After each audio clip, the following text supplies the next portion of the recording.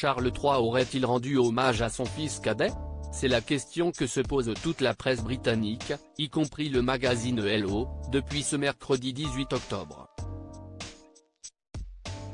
Invité ce soir-là à la Mansion House, pour une réception officielle en présence des représentants des institutions civiques et des corporations commerciales de Londres, le souverain a prononcé un discours qui fait écho à l'engagement du prince Harry contre la haine en ligne. Il faut résister à la tentation de nous transformer en une société qui crie ou qui récrimine. En particulier dans la sphère numérique où le débat civilisé cède trop souvent la place à la rancœur et à l'acrimonie, a-t-il exhorté, appelant à davantage de compréhension sur les espaces de discussion en ligne. Nous devons écouter les opinions et, si nous ne sommes pas d'accord, nous devons nous rappeler de nous engager d'une manière passionnée, mais non pugnace. Cela inclut la pratique de nos religions, dans la liberté et la compréhension mutuelle, a également souligné Charles III.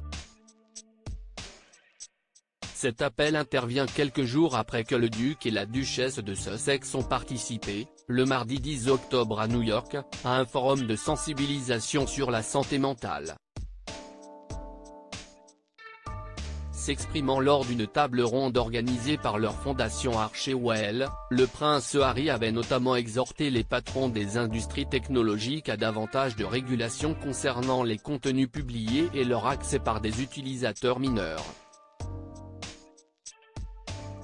Il faut cesser d'envoyer aux enfants des contenus que vous ne voudriez pas voir vus par vos propres enfants, avait-il notamment intimé.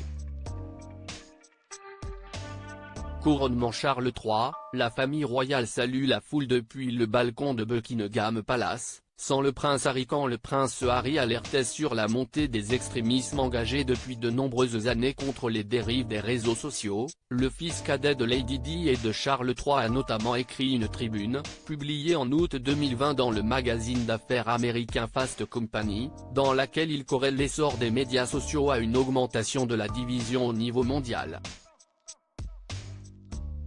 Il avait ainsi invoqué, les algorithmes et les outils de recommandation propres aux médias sociaux peuvent conduire les gens sur des voies menant au radicalisme et à l'extrémisme qu'ils n'auraient peut-être pas emprunté autrement.